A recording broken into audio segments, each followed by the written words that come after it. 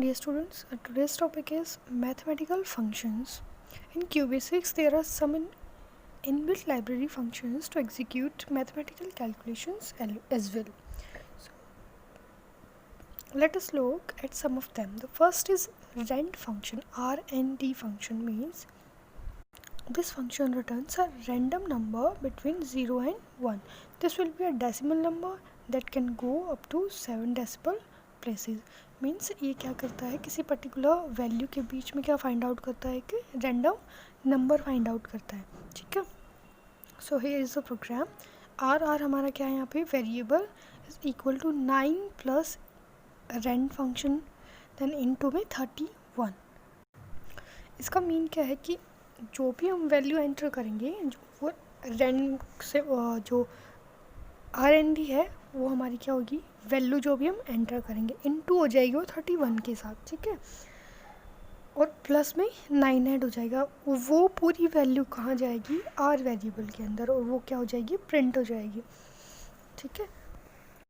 Means क्या है कि हमें किसी पर्टिकुलर जो भी वैल्यू उसका क्या निकालना है, प्रोडक्ट निकालना है. फिर वो उसकी क्या प्रोवाइड करा देगा, बिटवीन की जो मिड की जो वैल्यू होती है. ठीक है. ये डेसिमल नंबर भी हो सकता है. क्लियर. जैसे ही हम स्टेटमेंट देंगे वैसे हमारी क्या होगी, आउटपुट होगी. The next is SQR function. In SQR function returns the square root of a numeric expression और न्यूमेरिक वेरिएबल. ये क्या प्रोवाइड कराता है, किसी भी पर्टिकुलर फंक्शन की क्या स्क्वायर रूट रिटर्न करता है वैल्यू. ठीक है. न्यूमेरिक एक्सप्रेशन जो भी होगा वो हमारा आउटपुट होगा. मीन्स किसी भी पर्टिकुलर वैल्यू की स्क्वायर रूट जो है वो वैल्यू प्रोवाइड कराएगा हमें. जैसे you can see in the program number 1 is equal to 16 and print SQR number 1. Means SQR क्या है, हमारा फंक्शन का नेम है.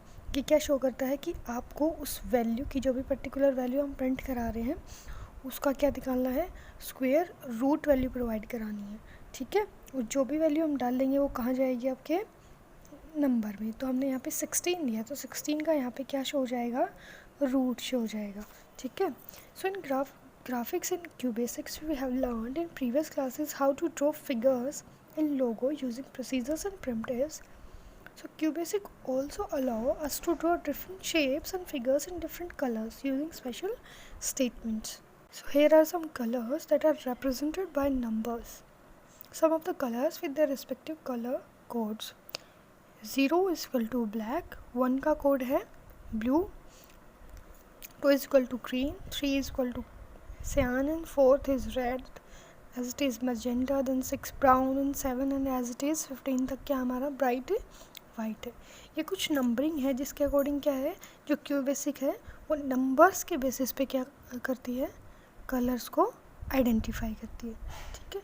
तो कुछ ये जो कलर कोड गिवन है इनके बेसिस पे हम क्या कर सकते हैं, इनका यूज़ कर सकते हैं अपने आउटपुट के लिए. Clear. The next is line statement. As the name suggest this statement is used to draw a line from one point to another. It can also be used to draw a rectangle box on a specified dialog point. Line statement means यहाँ पे आपको 2 access provide होंगी. ठीक है. और उन access के base पे आप क्या कर सकते हो, एक लाइन को ड्रॉ कर सकते हो in the output window. Let's see the syntax.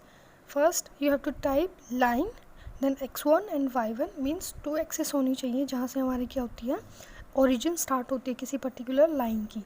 Clear. Then x2 y2 means the second, जहाँ पे जो एंडिंग है हमारी लाइन, जहाँ पे क्लोज हो जाएगी. x1 से स्टार्ट होगी, x2 पे क्लोज हो जाएगी. वैसे ही y1 से स्टार्ट होके y2 पे क्या होगी, क्लोज हो जाएगी. ये इसका ओरिजिन एंड लास्ट पॉइंट है. Clear. C means it is represent the colour code. Means जो भी कलर कोड हम देंगे उसके अकॉर्डिंग क्या हो जाएगी, हमारी जो लाइन का कलर है वो होगा. जैसे हमारे यहाँ मल्टीपल कलर्स दिए गए 0 to 15, तो आप जो भी नंबरिंग यूज़ करोगे उसके अकॉर्डिंग क्या हो जाएगी, जो कलर है वो इंडिकेट होगा आउटपुट स्क्रीन पे. देन B और BF. This command is used for draw a rectangle. ठीक है. ये आपका किस लिए यूज़ किया जाता है, कोई भी रेक्टेंगल ड्रॉ करने के लिए यूज़ किया जाता है. Clear. Next important topic is circle statement. We use this statement to draw circles. We can also use this command to draw an arc. मतलब कोई आर्क या मीन्स हाफ सर्कल या फिर कोई कंप्लीट सर्कल हम ड्रॉ कर सकते हैं किसकी हेल्प से, सर्कल स्टेटमेंट की हेल्प से. What is the syntax? Firstly you have to type circle, then X Y, ठीक है, जो इसके स्टार्टिंग पॉइंट्स है X and Y, then R C S A and E A. Let's see parts of the syntax. X and Y represent the coordinates of the center of the circle. means जो center point है जहाँ से हमारा circle क्या होगा, start होगा बनना, ठीक है. R is the radius of the circle. R means radius कितनी होगी, वो सारी वैल्यूज हम जब डालेंगे उसी के अकॉर्डिंग तो हमें आउटपुट प्रोवाइड कराएगा. जब हमें पता होगा, हमारे कंप्यूटर सिस्टम को पता होगा कि कितनी रेडियस होनी चाहिए. C is the colour of code. अगर आपको कलर डालना है तो वो ऑप्शनल है, आप इसमें कलर भी ऐड कर सकते हो. मीन्स किस कलर का हमारा क्या होना चाहिए, सर्कल. ऐसे मीन्स ऐसे denotes the starting angle if you want to draw an arc.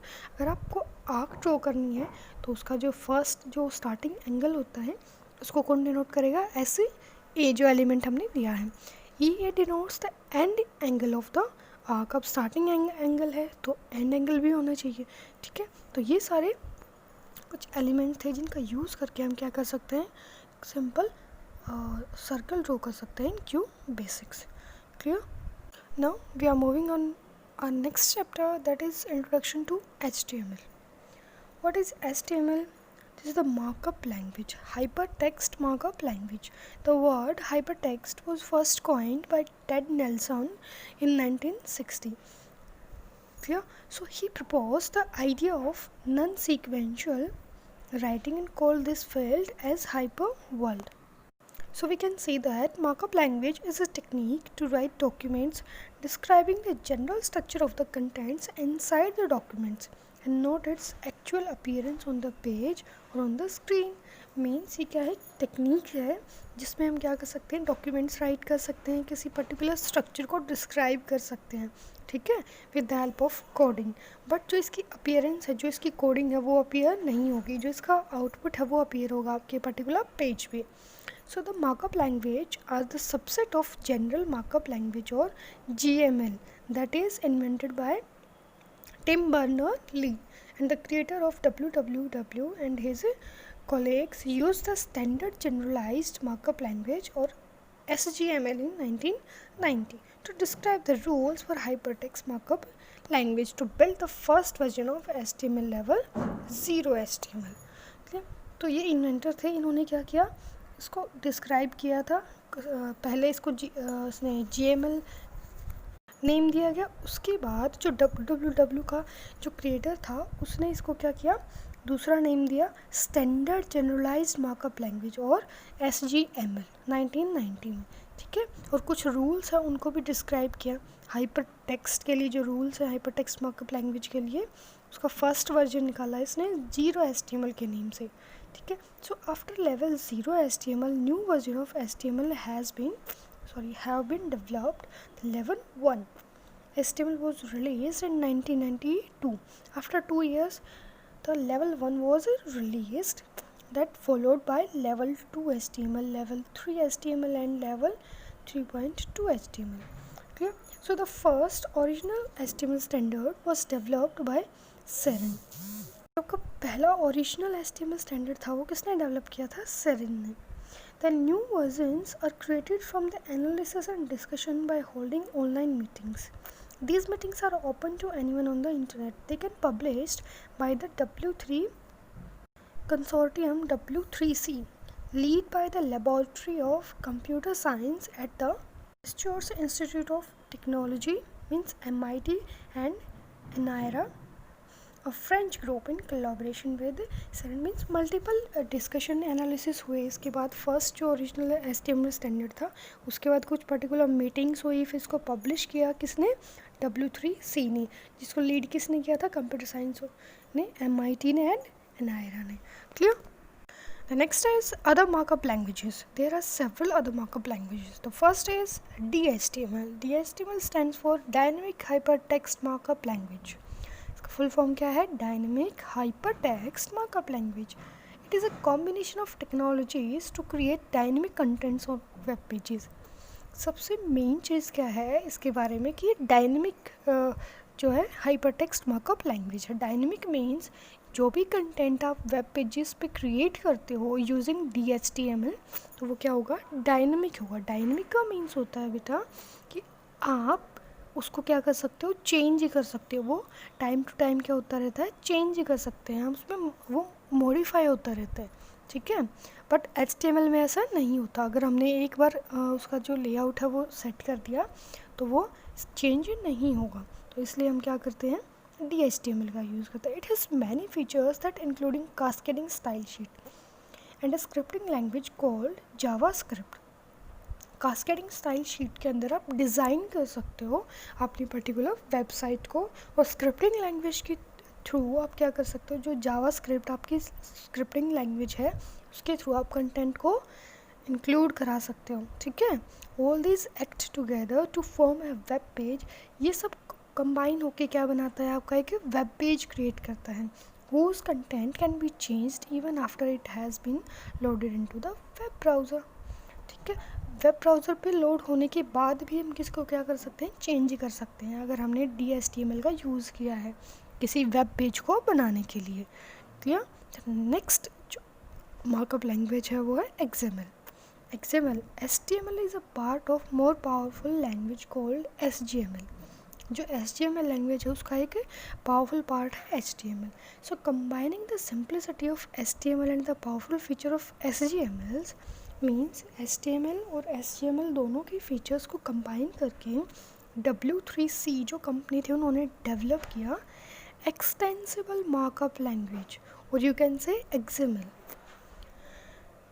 XML can be used to create your own markup language specifically suited to your topic. Means अगर आपको कोई प्रोजेक्ट बनाना है अपनी कॉलेज में, college time पे जैसे आपको इस लैंग्वेज की नीड होती है, ये स्पेशली डिज़ाइनिंग के लिए यूज़ होता है, ठीक है। XML मीन्स आप उसमें डिज़ाइन कर सकते हो और अपनी अकॉर्डिंग आप क्या कर सकते हो, लैंग्वेज क्रिएट कर सकते हो, ठीक है। तो ये हमारे क्या थी, कुछ 2 markup languages. Clear. Next is features of HTML. The main feature of HTMLs are as follows. The first is it is a markup language and is different from conventional programming language. जो normal programming language होती है उससे क्या है, ये different होती है. It defines a set of common styles for web pages. ये क्या है, multiple common styles जो है वो provide कराती है किसी particular web page के लिए. It doesn't say anything about the book of web pages. It is a cross-platform language and HTML documents can be viewed on any type of computer platform. Means आप HTML documents है उसको आप phone में भी देख सकते हो, जो आपके स्मार्टफोन्स हैं, आपके कंप्यूटर सिस्टम पे भी देख सकते हो, आपके लैपटॉप स्क्रीन पे भी देख सकते हो। तो ये ऐसी लैंग्वेज है, क्रॉस प्लेटफॉर्म है, जिसको आप किसी भी प्लेटफॉर्म पे व्यू कर सकते हो। It is text oriented language. Clear. तो इसमें क्या है, टेक्स्ट को ओरिएंटेशन दी जाती है सबसे ज़्यादा। There is no need of compiling और anything else like in case of other programming language जैसे C++। इसमें क्या होता है, हमें कंपाइलेशन करनी पड़ती है, ठीक है। कोड लिखने के बाद क्या करना पड़ता है, कंपाइल करना पड़ता है कि हमारा कोड जो है वो राइट है या रॉन्ग है। बट इसमें ऐसा कुछ करने की हमें कोई नीड नहीं होती। Next step is HTML documents और simple text file web browsers access HTML formatters.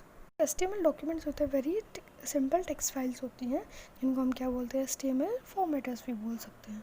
Clear. Terms in HTML. First is HTML tags. HTML tag determines the way the browser would display the text.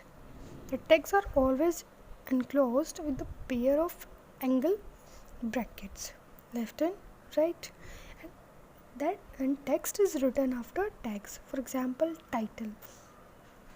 Means HTML के अंदर जो tag होते हैं वो क्या होते हैं, सबसे इम्पॉर्टेंट पार्ट प्ले करते हैं, ठीक है। और जो टैग्स हैं उनको इनक्लोज करते हैं with a pair of start भी कहाँ से होता है हमारा, लेफ्ट एंड राइट। जो एंगल ब्रैकेट्स होती है उसकी हेल्प से हम क्या कर सकते हैं, किसी भी टैग को स्टार्ट कर सकते हैं और एंड कर सकते हैं with the help of backslash also. तो यहाँ 2 टाइप्स के टैग्स हैं आपके। First is non empty tags, second is empty tags. Non empty tags को आप क्या बोल सकते हो, कंटेनर टैग्स भी बोल सकते हो। क्यों, आप आराम से समझिए इस चीज़ को। कंटेनर मीन्स अगर आपने किसी कंटेनर के कैप को ओपन किया है तो ऑब्वियसली उसको हमें क्या करना पड़ेगा, क्लोज भी करना पड़ेगा। तो इसलिए सी दे रिक्वायर एन ओपनिंग और एन क्लोजिंग टैग। मीन्स अगर हमने इसको स्टार्ट किया तो इसको क्लोज भी करना पड़ेगा, इसलिए हम इसको क्या बोलते हैं, कंटेनर टैग्स बोलते हैं, या फिर नॉन एम्प्टी टैग्स भी हम बोल सकते हैं। Clear students? On tags are written within the angular brackets and off tags are also written within the angular brackets but using a slash before the command. You can see in the example also. The first tag is title tag. Left and right angle brackets का use किया गया है और बीच में क्या है, हमारा title है, तो ये हमारा क्या बन गया, टाइटल टैग बन गया। ठीक है, देन बीच में आपने कुछ भी लिख सकते हो आप अपने अकॉर्डिंग, जैसे लर्निंग HTML लिख दिया हमने टेक्स्ट। उसके बाद इसको ओपन किया तो क्या करना पड़ेगा, क्लोज भी करना पड़ेगा, क्योंकि ये क्या है, हमारा नॉन एम्प्टी टैग है। क्लियर? तो नॉन एम्प्टी टैग है तो कंटेनर टैग है, कंटेनर है तो ऑन किया तो ऑफ भी करना पड़ेगा। तो ऑफ किसकी हेल्प से होता है, बैक स्लैश की हेल्प से। You can see in the picture. और जो लेफ्ट एंगुलर ब्रैकेट है वो यूज़ किया हमने, उसके बाद back slash, then title, then right angular brackets. तो इस टाइप से हम क्या कर सकते हैं, नॉन एम्प्टी टैग्स को यूज़ कर सकते हैं। Clear? The next is attributes. Some tags have special attributes which offers many options for the text contained. And attributes are written within angular brackets one after another with a space between each of them. तो जो attributes होते हैं वो क्या होते हैं, हमारे कुछ स्पेशल टैग्स होते हैं।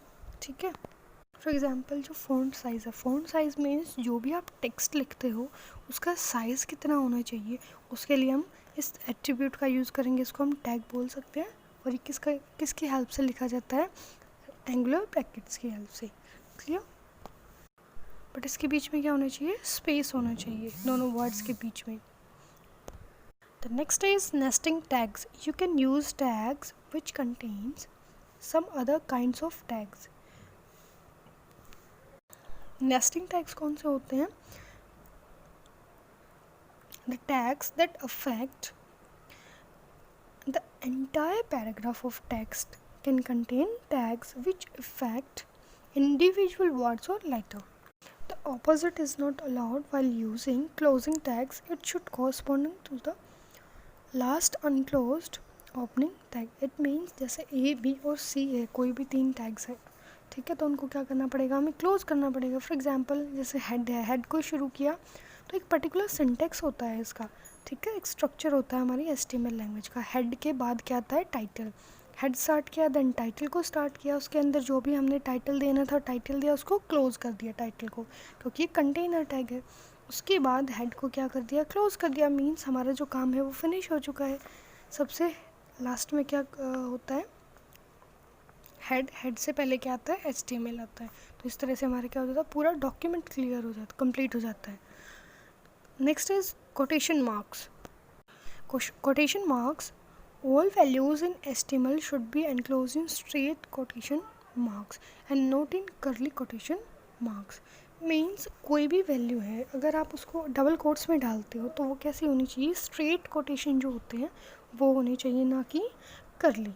Clear? You can delete the quotation marks, it's value contains only letters. इसमें कौन कौन सी वैल्यूज़ होंगी, A to Z, या तो स्मॉल लेटर्स में और कैपिटल लेटर्स में, और हाइफन का यूज़ करते हैं या फिर हम पीरियड का यूज़ करते हैं, डॉट जिसको हम बोलते हैं। Clear? The next is spacing. You can use as many spaces between text as possible while writing an HTML documents, but the extra spaces will be automatically ignored by the browser. Clear? So कुछ special symbols हैं।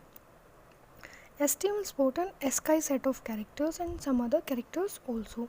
4 symbols are generally reserved in HTML. कौन कौन से symbols हैं, greater than, less than, straight double quotes and ampersand, जिसको हम and बोलते हैं। क्लियर? ये 4 symbols हैं जो special symbols हैं हमारी HTML लैंग्वेज के। Next is values. Attributes can have values. Attributes की क्या होती हैं, वैल्यूज़ होती हैं।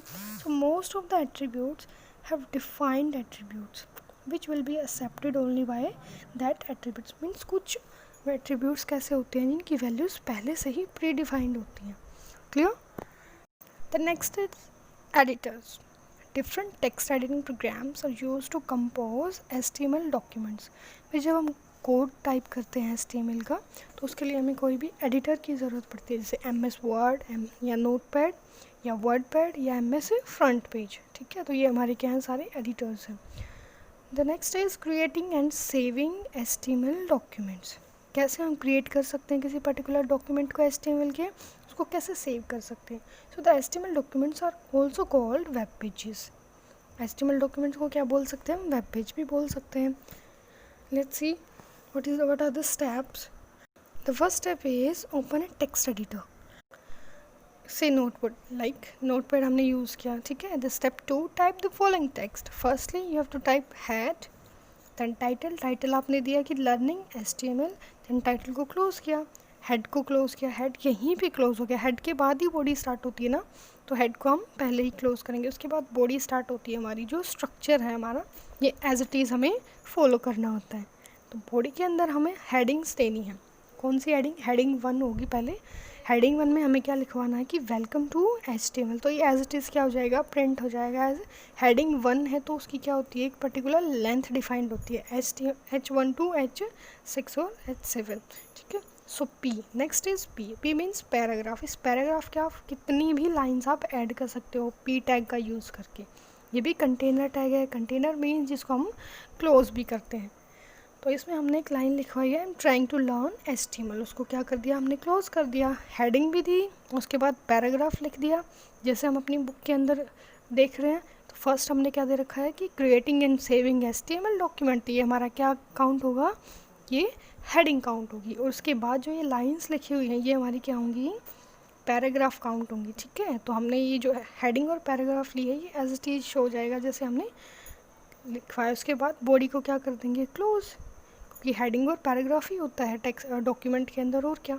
उसके बाद उसको क्लोज कर दिया, क्लोज करने के बाद हेड को क्या कर दिया, क्लोज कर दिया। हेड नहीं बेटा, यहाँ पे HTML आएगा उसके बाद। ठीक है, then step 3, to save the document, click the save as option in the file menu. File menu में जाओ, यहीं पे जो नोटपैड के अंदर जो फर्स्ट है टैब फाइल, उस पर क्लिक करो, तो उसके अंदर आपको सेव एज जो ऑप्शन है उस पर क्लिक करना है।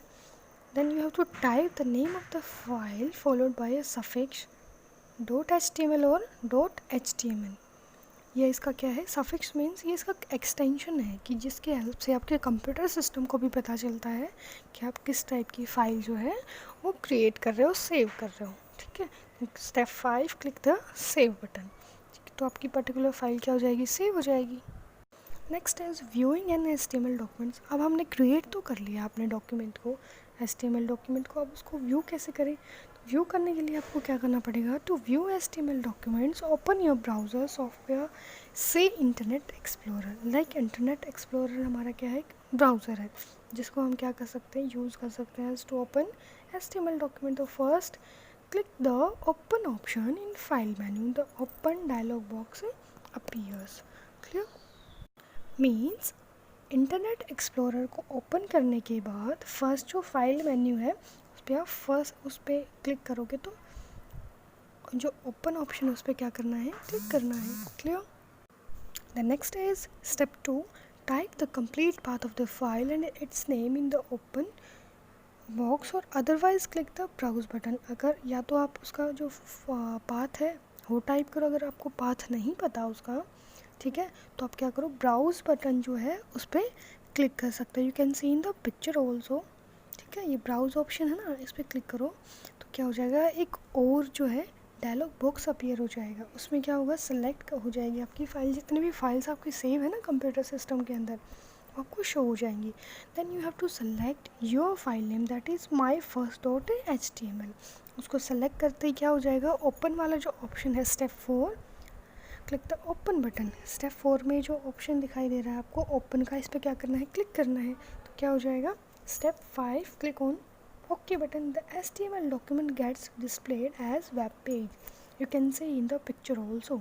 ठीक है, ये एज इट इज़ का क्या उठा लेगा, पाथ उठा लेगा, और पाथ उठाने के बाद इसको ओके करेंगे ना, तो ये जो इंटरनेट एक्सप्लोरर की विंडो दिख रही है आपको, इसमें क्या शो हो रहा है, फर्स्ट जो हेडिंग के अंदर हमने डाला था ना कि वेलकम टू HTML, वो, और उसके अंदर जो पैराग्राफ का ये जो फ़ॉन्ट है ना बेटा, ये हमने कोई फ़ॉन्ट नहीं दिया था, ये अपने आप उठाया है इसने।